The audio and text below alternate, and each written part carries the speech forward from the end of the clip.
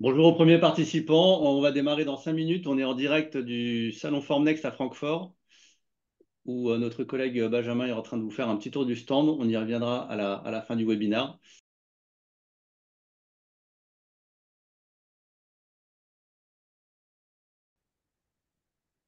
Merci Benjamin pour ce petit tour d'horizon sur le stand Intamsys du salon Formnext à Francfort en Allemagne. On refera un direct avec toi après cette présentation de notre retour d'expérience de la 310 Neo qui démarre dans 1 minute. Merci, à tout à l'heure. À tout à l'heure. Alors, je démarre très rapidement sur CADVision, parce que je pense que tout le monde nous connaît maintenant, depuis presque 25 ans. On intervient dans 4 grands secteurs d'activité. Le principal, notre leitmotiv de tous les jours, qui est la fabrication additive, où on intègre des solutions polymères et métal, avec différentes technologies, qu'elles soient solides, liquides ou poudre. La partie progicielle, où on est intégrateur également de solutions, notamment de conception, c'est toujours mieux avant d'imprimer. La partie scanner pour la rétroconception, le contrôle ou l'intégration. Et évidemment, ces 3 grosses briques articulées à travers un service et un SAV de proximité. C'est ce qui fait notre force depuis plus de 20 ans. Bien, on va aujourd'hui donc parler notre retour d'expérience sur une machine, la Funmat Pro 310 Neo de chez Intamsys. Alors Intamsys, très rapidement, c'est un fabricant de machines qui est né il y a plusieurs années, qui a commencé un petit peu dans le low cost et qui très vite s'est mis dans les machines industrielles parce qu'ils ont très vite compris que même si le fil n'était pas hyper compliqué à produire, il y avait quand même certaines règles à respecter et donc il fallait vraiment des machines assez cossues. Aujourd'hui, le portefeuille machine s'étend de la Funmat HT que vous voyez ici jusqu'à la Funmat Pro 610 HT, avec donc des volumes de fabrication évidemment qui vont différer d'une machine à l'autre et des capacités thermiques, donc des capacités matières différentes. Là où Intamsys se démarque énormément de leurs très très nombreux concurrents, parce qu'il y a quand même aujourd'hui beaucoup de fabricants de machines dépôt de fil, c'est sur la R&D, la R&D machine bien sûr, mais également la R&D matière, puisque les machines Intamsys sont ouvertes à tous les matériaux que vous pouvez trouver aujourd'hui sur le marché conditionnés en fil de 1,75 mm. Ils développent également leurs propres matériaux. Et ils développent leurs propres matériaux, souvent là où le bas blesse, sur ce qu'on parle un petit peu moins, notamment la matière support. Avec des supports qui peuvent être cassables, qui peuvent être hydrosolubles, donc solubles à l'eau pure, et qui vont être compatibles avec tel ou tel matériau modèle. D'accord, matériaux modèles où on va donc soit travailler avec des matériaux Intamsys, soit travailler avec des partenariats. Vous en avez certains qui sont cités en bas, comme Kimia, Solvay, Polymaker. On aurait pu citer Nanovia aussi, et puis Victrex pour des matériaux plus haute performance.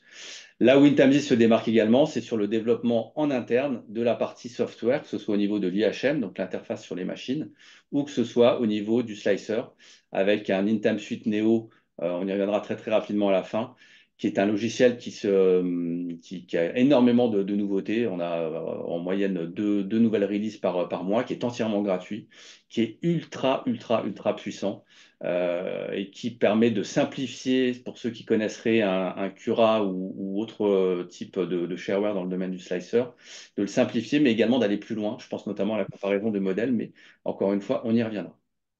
Bien, comme je me parle un peu rapidement, je vais laisser la parole à Rémi, donc pour vous faire part de son retour d'expérience sur la 310 Neo. Rémi, c'est à toi. Alors, la 310 Neo, c'est la petite sœur du coup de la Funmat Pro 310 qui était sortie il y a déjà 1 an et demi à peu près. Donc, la Neo arrive avec de nombreuses modifications. On va commencer déjà par la température d'extrusion. Donc, on va passer 300 degrés au niveau des têtes d'impression. On va être capable de monter à 350 degrés. Donc, ça, c'est un gros plus. Avec des têtes d'impression nouvelle génération qui permettent d'imprimer du coup, des matériaux, on verra, beaucoup plus techniques. Une nouvelle carte mère qui est vraiment le gros plus de cette machine, qui nous permet d'avoir des vitesses de déplacement hallucinantes, une précision impressionnante aussi. Euh, et on verra, donc il y a aussi un nouveau matériau qui est sorti avec cette machine, parce que l'ABS seul pour travailler à haute vitesse, c'était compliqué. Donc ils ont développé un matériau ABS haute vitesse, sur lequel on peut voir, on va avoir différentes couleurs qui vont arriver. Aujourd'hui, on a le blanc et le noir qui sont disponibles, mais on aura toutes ces couleurs-là qui vont arriver courant d'année prochaine, au tout début d'année prochaine. Voilà. Concernant la vitesse d'impression, hein, on peut aller monter jusqu'à 600 mm secondes, donc ce qui est complètement hallucinant, hein, quand on voit que la première 310, ça pouvait monter difficilement à 100, 120 mm secondes. On a une plus grande précision et on verra que bah, le résultat sur les pièces aussi, en termes d'état de surface, c'est tout simplement bluffant. Donc, comme j'ai dit aussi, cette machine-là, avec ces nouvelles têtes d'impression qui peuvent monter à 350 degrés, on peut maintenant extruder des matériaux nylon tels que le PPA, avec des charges carbone ou fibre de verre. Donc, il y a vraiment un gros plus. On peut également passer du TPU, chose qu'on ne pouvait pas passer sur l'ancienne machine, en fait, sur l'ancienne 310. Donc, on ne change pas une recette qui marche, hein. L'ancienne 310 était pourvue d'une chambre qui était thermorégulée jusqu'à 100 degrés. Sur celle-ci, on garde exactement le même principe. Donc, l'avantage d'une chambre thermorégulée, ben, c'est pour limiter les phénomènes de warping, de décollement de pièces. Ici, on a un schéma hein, d'une pièce qui fait pleine masse, hein, 150, 150 par 150. On s'aperçoit qu'on peut avoir un décollement jusqu'à 10 mm, voire même totalement un échec d'impression, hein. Quand on a ce genre de décollement sur des pièces, en fait, on va avoir une pièce qui va se décoller du plateau. Avec une chambre à 100 degrés, en fait, par exemple, pour un polycarbonate, on aura zéro déformation. Donc, c'est vraiment un gros plus de cette machine-là. Et on voit après ici toutes les températures qui sont recommandées par rapport aux matériaux. Voilà, 70 degrés pour du PA12, 80 degrés pour un ABS, 80 degrés aussi pour l'ASA, et pour le PCABS 95 et le PC 100 degrés. Donc, c'est vraiment un gros plus. Et, euh, et vous allez pouvoir profiter ben, de cette chambre thermorégulée sur un volume de construction assez imposant, 305, 260, 260, qui permet de répondre à de nombreuses attentes industrielles. Donc, c'est vraiment un gros plus. Et le deuxième avantage d'avoir aussi une chambre qui est thermorégulière jusqu'à des températures aussi élevées, c'est de pouvoir favoriser l'adhésion intercouche. Donc, quand on travaille avec une chambre à 30 degrés, en fait, on a très peu de diffusion de la matière déposée sur la couche précédente. Alors qu'avec une chambre à 100 degrés, en fait, on va pouvoir avoir un meilleur mélange, une meilleure cohésion des couches. Et par exemple, pour l'ABS, en fait, on augmente les propriétés mécaniques par 3. Alors, ça va être moins sensible sur certains matériaux, mais en tout cas, pour l'ABS, on va jusqu'à 3. Donc, non seulement on limite le décollement des pièces, et en plus de ça, on améliore les propriétés mécaniques. Autre point aussi, ce qui est intéressant, c'est que bah, ces propriétés mécaniques, elles vont avoir très peu de déviation comparé à tout ce qu'on peut retrouver sur une chambre non régulée. On va avoir beaucoup de dispersion. Avec une chambre régulière, on va avoir très peu de dispersion au niveau des résistances mécaniques. Donc, vous allez augmenter sensiblement la répétabilité de vos fabrications. Donc, voici l'intérieur de la chambre. On va avoir aussi, donc c'est une chambre qui est régulée hein, comme, à 100 degrés, comme je disais, mais aussi on a un système de filtration. On a un double filtre de chaque côté. Filtration HEPA plus charbon actif. Donc, pour tout ce qui est microparticules et COV. Donc, vous allez travailler dans un environnement sain. Donc, c'est des machines qui peuvent totalement être intégrées dans des bureaux d'études. On va le voir ici, petite particularité de cette machine, comme la précédente 310, on a deux têtes d'impression et on va découvrir toutes les possibilités qu'on peut faire avec. Donc, voici les deux têtes d'impression, hein, vues de dessus. Donc, la chambre, bien sûr, elle est isolée, hein, toute la partie, on va dire, mécanique, les têtes d'impression est hors du volume chauffé. Donc, on a des soufflets de protection. Et donc, le principe d'avoir des têtes d'impression, ce qu'on appelle IDEX, hein, des extrudeurs indépendants, nous permet de travailler de différentes façons. Alors, soit en mode miroir, c'est-à-dire que je vais faire une pièce gauche, une pièce droite, ok. Soit en mode réplication, je vais faire exactement les mêmes pièces. Je peux travailler aussi, ce qu'on utilise le plus souvent, dédier une tête pour le modèle et une tête pour le support. Et je peux également me permettre de faire du bimatière.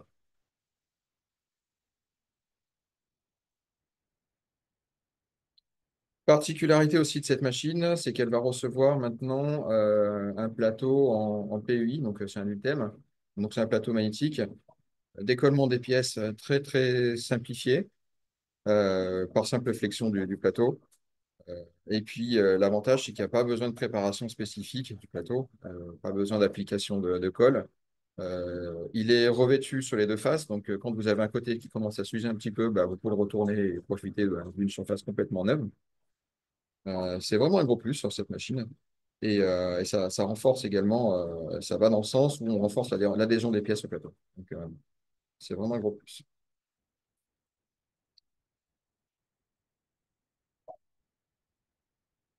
Concernant la structure de la machine, rien ne change par rapport à la Néo. En fait, ici, on va retrouver, on va avoir on a ouvert un peu la machine hein, sur les côtés pour voir à quoi ça ressemblait. C'est de la mécanique robuste, beaucoup de pièces usinées. Par exemple, sur cette photo, on voit l'axe Z hein, avec la vis à billes. On est sur des diamètres de 16 mm pour la vis à billes. On doit être sur du 20 ou 25, je crois, sur les colonnes de guidage. Donc, c'est relativement impressionnant pour une machine de cette taille-là. Et en fait, c'est propre à toutes les machines TAM6. En fait, toute l'architecture machine est très, très rigide. On va retrouver aussi, sur les côtés de la machine, la partie chauffe ici. Et en dessous, on a la partie filtration. On voit aussi, du coup, juste au-dessus, l'axe Y qui est représenté. Voilà, une architecture machine très rigide hein, qui permet d'obtenir des résultats très répétables. Avec aussi, chose qui ne change pas, petit accessoire qui est fourni avec la machine, la boîte à filament qui permet de garantir un taux d'humidité de 10% pendant plusieurs semaines. Alors, bien sûr, on verra avec une machine grand débit, si vous avez des besoins derrière de mettre des bobines plus grosses, rien ne vous empêche à côté de mettre à côté de la machine un dispositif de bobines beaucoup plus imposant de votre choix pour mettre des bobines, par exemple, de plusieurs kilos, 3 kilos, s'il le faut, voire 10 kilos si besoin.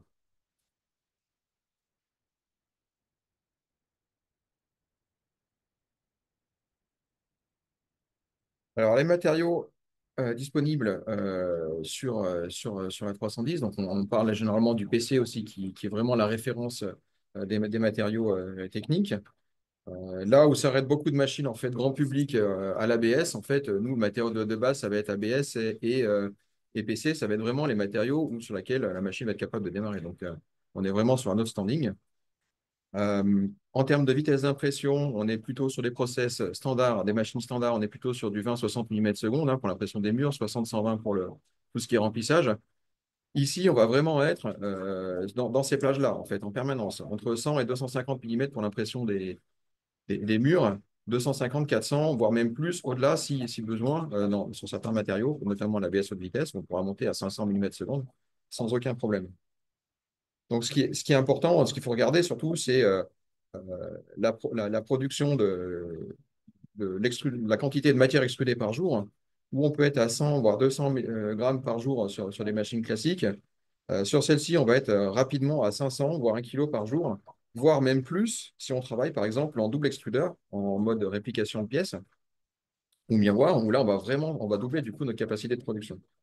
Donc c'est vraiment un grand pas en avant par rapport à l'ancienne génération de 310. Et c'est pour ça qu'on se fait vraiment un plaisir de vous la présenter. Au niveau des matériaux, vous allez retrouver toute la diversification des PC qui sont disponibles chez Intam 6, donc le PC classique et le PC flamme résistant.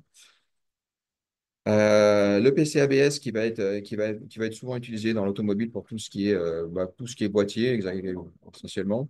Et on va retrouver aussi un PC PBT qui va permettre d'avoir aussi des meilleurs états de surface et pour tout ce qui est la fabrication également de boîtiers pour les composants électroniques.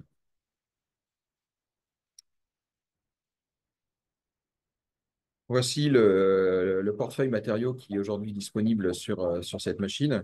Donc, on va retrouver, bon, bien sûr, le PLA. Elle sait également faire du PLA, mais ce n'est pas sa vocation. Elle sait très bien faire du TPU 95 en short. En dessous, on n'a pas encore essayé, mais ça sera, je pense, compliqué. Je pense qu'on pourra descendre à 92. Mais bon, pour l'instant, on est resté sur le 95 dans nos essais.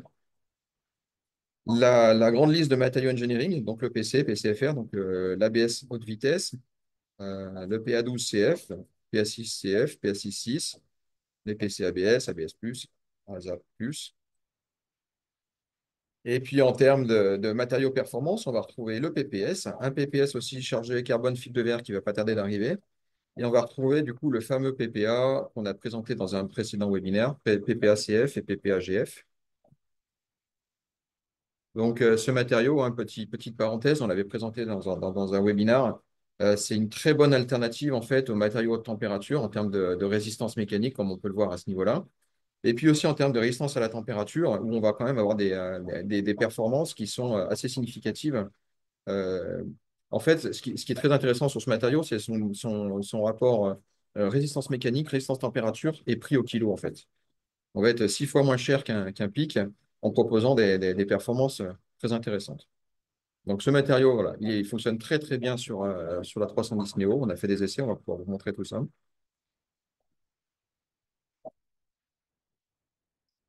Donc ça, c'est des essais qui ont été faits chez Intam6 hein, sur du PPS GF, donc matériau qui va être bientôt disponible. D'autres essais qui ont été faits en TPU, en PC, PPS-GF, donc de l'ABS+, du PC, ABS+. Alors, comme vous pouvez le voir, la qualité des pièces, elle est plutôt très intéressante. Ça, c'est des pièces qu'on a fait chez nous aussi. Ça, c'est un ABS+, donc on voit le support à l'intérieur avec du support en IPS.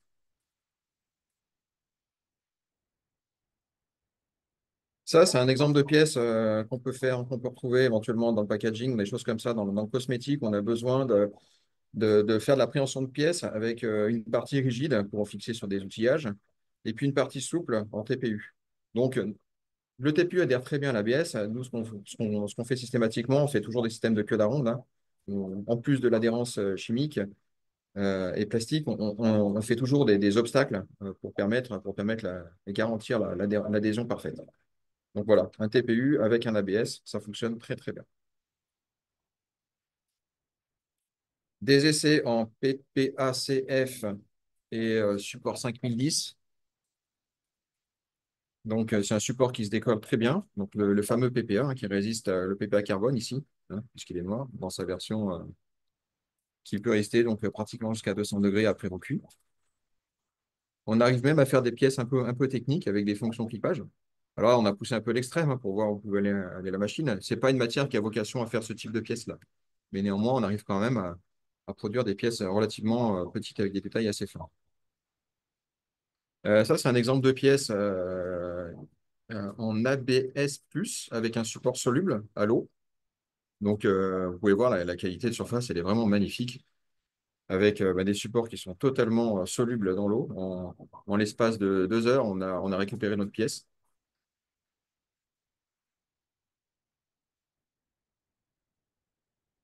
Un petit zoom sur une pièce réalisée en PPA-CF. Vous voyez quand même la netteté des détails. Alors, je tiens à signaler que tous les essais qui ont été présentés ici, c'est avec des paramétrages par défaut. C'est-à-dire que je pose la pièce sur le plateau et j'imprime. Aucune optimisation de process, rien. Donc,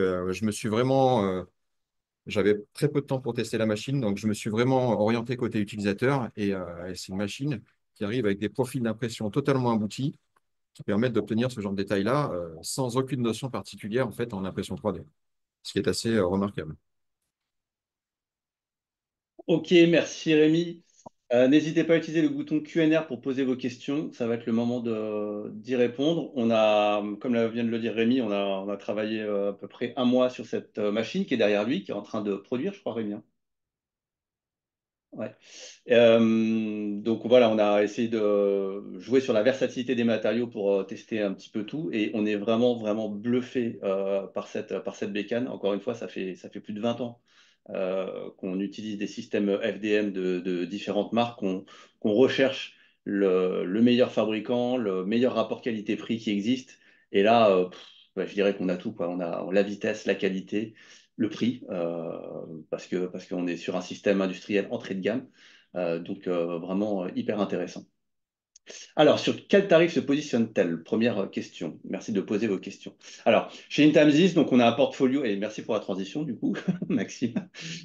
Chez Intamsys, on a donc un portfolio de 4 machines. Donc, on démarre de la Funmat achetée. On est aux alentours des 5 000 euros. Donc, ça, c'est plutôt une machine qu'on va retrouver dans des centres R&D, à l'éducation nationale, puisqu'on est sur une machine monotête, mais capable d'aller extruder à peu près tous les matériaux jusqu'à des pics d'épais. Donc, si vous avez des besoins de petites pièces pic-pec, mais que le gros de votre boulot, c'est pas ça, ou alors si c'est principalement votre travail de faire des petites pièces pic et pec pour faire des essais, des choses comme ça, la Funmat HT va bien. Ensuite, on a donc la 310 Neo qu'on vient de vous remontrer. Et là, pour nous, c'est vraiment l'entrée de gamme industrielle. Pourquoi? Parce qu'on est sur une double tête, vous l'avez compris, qui plus est IDEX. On est sur une vitesse hallucinante, c'est-à-dire qu'aujourd'hui, on détrône la référence en termes de vitesse euh, qu'on trouve aujourd'hui sur le marché du low cost pour les particuliers. Et puis, on a une versatilité matière qui est énorme. Là, on vous a montré des matériaux Intamsys, encore une fois. Toutes les machines Intamsys sont ouvertes sur tous les matériaux qui existent. Ensuite, on a la 410, donc la 410 qui est vraiment le plus gros plateau et la capacité à faire ce que font les deux. D'accord? C'est-à-dire des pics, des pecs et tous les autres matériaux qu'on a présentés de la 310. Et puis après, vous avez l'arme de production massive, je dirais, qui est la 610 avec un plateau énorme, soit pour faire des très grandes pièces, parce que la thermorégulation de la chambre est à 300 degrés, donc soit pour faire des très grosses pièces sur des matériaux très exigeants, soit pour faire de la production en petite série, en dépôt de fil. En gamme de prix, donc on est à 5 000, là on est à moins de 10 000, là on est à environ 30 et 650 000. Il n'y a aucune concurrence aujourd'hui, ni dans cette gamme de prix, ni dans cette gamme de qualité. Je prends la 610 par exemple, ça fait 3 ans qu'elle n'a aucun concurrent aujourd'hui sur le marché qui a ses capacités et encore moins à ce prix-là. Et la 310, bah, elle enfonce encore plus le clou dans sa catégorie, je dirais. Donc voilà, donc aujourd'hui, pour vous donner une idée, une machine comme ça à moins de 10 000 euros, vous avez une Ultimaker. Donc vous allez être sur de la BS, du PLA, et puis vous n'allez pas avoir de thermorégulation à 100 degrés, donc vous n'allez pas garantir la répétabilité comme Rémi l'a expliqué, etc., etc. Donc voilà, aujourd'hui, c'est vraiment ce qu'on trouve de mieux sur le marché, en espérant que ça réponde à votre question du prix. Toutes ces machines sont animées par, je l'ai dit tout à l'heure en préambule, une série de software, que ce soit au niveau de l'IHM sur les machines, ou que ce soit sur des logiciels dédiés au pilotage de toutes ces imprimantes, puisque toutes ces imprimantes Intellisys fonctionnent avec le même software qui va permettre de préparer, de prévisualiser et de piloter à distance les machines. La majorité ont des caméras intégrées, etc. La grosse force d'Intam Suite Neo, je vous le disais tout à l'heure, c'est le nombre de versions qu'on a par mois. Donc, il est entièrement gratuit, donc vous le mettez à jour gratuitement. Et c'est sa puissance, quoi. Alors, ce logiciel est entièrement francisé, et merci Rémi, puisque c'est Rémi qui fait la francisation pour Intamsys sur Neo. Il est entièrement en français, il est extrêmement puissant et il a des fonctionnalités assez novatrices, comme la possibilité de comparer vos simulations. Donc, vous allez pouvoir simuler sur une buse de 0,4, une buse de 0,6, avec un matériau X, un matériau Y, et venir comparer comme ça en visuel vos différentes études en simultané, pour voir les temps, évidemment, pour voir les coûts de production, mais aussi pour voir l'intérieur des murs, des parois, faire des pauses, si vous voulez insérer par exemple, on a certains exemples, on a inséré des aimants pendant la production. Donc voilà, il y a vraiment aucune limite, quoi. C'est énorme et ça évolue énormément. Alors, je réponds à une autre question. Enfin, je réponds au Rémi. Bonjour, quelle est la précision théorique donnée par Intamsys sur les axes X, Y, pardon, et sur l'axe Z? Je te laisse répondre, Rémi. Bah, en fait, la précision théorique, c'est la résolution, mais on ne peut pas s'arrêter à ça. En fait, la précision, elle sera obtenue par la rigueur derrière qui sera fait dans votre gestion de matériaux. Mais en termes de précision, on pourra descendre jusqu'à du plus ou moins 5 centièmes si on connaît très bien ces matériaux et qu'on a bien étalonné tout ça. Après, une précision générale, on sera de l'ordre de plus ou moins du dixième, en tous les cas, plus ou moins un dixième sans problème. Bon, en espérant que ça réponde aussi à votre question. Ok, donc voilà ce qu'on voulait vous montrer ce matin. On ne va pas s'étendre plus sur la 310. Par contre, on répond à toutes vos questions. Encore une fois, si vous en avez quelques-unes, il vous reste quelques secondes pour poser vos questions. Bah, ça arrive. Ce slicer est-il totalement dédié à ces machines ou ou peut-on l'utiliser pour une transition? Alors, ce slicer est dédié à ces machines. Néanmoins, vous pouvez ajouter d'autres machines dedans. Donc, enfin, Ouais, pour l'instant, non. Ouais, avec on a la possibilité d'éditer les machines actuelles, mais on n'a pas encore. Alors, c'est en grande réflexion, mais je pense que ça se fera dans quelques mois, je pense, cette possibilité-là. Mais en tout cas, oui, c'est vraiment un gros plus. Moi, aujourd'hui, je travaille avant sur Cura, en fait, et je ne peux pas revenir en arrière. C'est une fois qu'on a franchi le cap, en fait, on peut plus. Mais oui, c'est un gros point qui est en cours de discussion, dans tous les cas, et je sais qu'ils travaillent dessus. Ok, merci Ami. Continuez à poser vos questions. Je vous rappelle que ce webinaire sera en replay sur demande, donc n'hésitez pas à envoyer vos emails aux coordonnées qui s'affichent ici et Ah, suivre également nos replays sur notre prochaine news. il y a une question concernant l'entretien et la maintenance de ces machines. Alors oui, nous, théoriquement, en fait, sur ces machines, on propose par défaut même pas de contrat de maintenance, parce que lors de l'installation, vous êtes déjà formé à faire on va dire, la maintenance préventive. Et en plus de ça, derrière, vous avez accès en fait au service guide qui est en ligne pour remplacer par exemple des éléments qui seraient défectueux. Donc nous, on peut vous vendre les éléments sur devis. On peut vous aider aussi en amont, par exemple, à identifier la panne si ça vous semble pas clair. Donc on vous assiste dans la maintenance et dans le suivi de vos machines. Et voilà. Et contrairement à ce qu'on peut trouver chez certains fabricants, en fait, il y a un défaut sur une tête d'impression, on ne va pas changer la tête d'impression. Et c'est même valable sur la 310. On n'est pas limité à changer la tête d'impression. On va être en mesure de changer uniquement l'élément chauffant qui est défaillant ou l'engrenage qui est défaillant. Donc c'est ça qui est la grosse force d'Intem 6. Et c'est valable pour l'ensemble de ces machines. Toutes les pièces se trouvent à l'unité sur Ouais. commande. Je rebondis sur ce que dit Rémi. En effet, si vraiment vous voulez un contrat de maintenance parce que vous voulez être assuré pendant X années, c'est possible. Mais honnêtement, aujourd'hui, financièrement, ça vaut pas le coup. Et d'ailleurs, on peut vous envoyer par email la liste des prix des pièces détachées. Comme le dit Rémi, c'est au détail, c'est au super détail. Et les prix sont vraiment pas chers. Donc aujourd'hui, avec l'assistance 4 Vision derrière à distance ou sur site si besoin. C'est des machines qui sont évidemment industrielles, donc totalement réparables, mais surtout facilement réparables.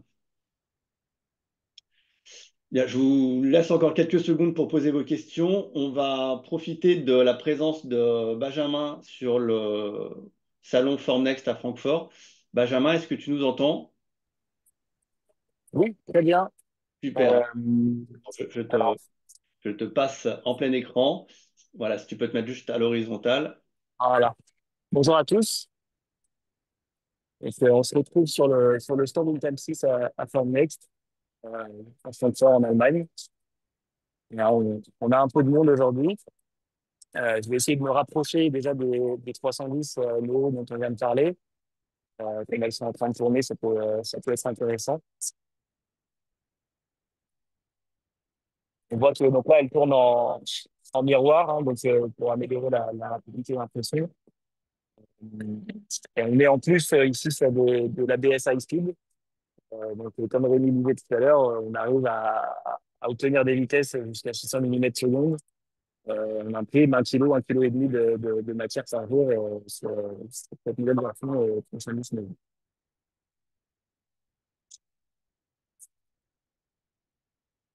Je vais essayer de me décaler là-bas. On va faire quelques exemples de pièces. Je ne vais pas rester trop longtemps parce que la lumière est pas super agréable. On a de beaux exemples ici d'un bimatière, une pièce qui a été imprimée en ABS high speed avec du TPU 95A, donc un flexible, qui a été imprimé au même moment, hein, donc en bimatière, pour faire un joint et rendre le boîtier étanche. On voit aussi qu'on a pu insérer des strips à vis dans la matière. C'est un bel exemple intéressant imprimé sur la 710. Alors sur le stand, on a aussi les autres machines de la gamme Intel 6, hein, notamment la 610, donc la très grosse dont on parlait au début, ou ici.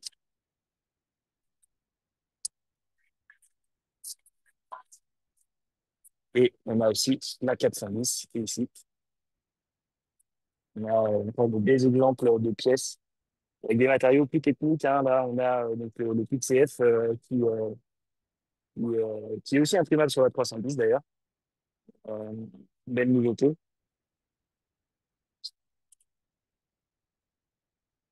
Et ensuite, on termine avec les très grosses pièces imprimées sur la 610. Donc là, il me semble qu'on a du PIC, on a de l'Intel, comme la 610. Imprimer à peu près tous les matériaux du marché. Voilà les grosses pièces.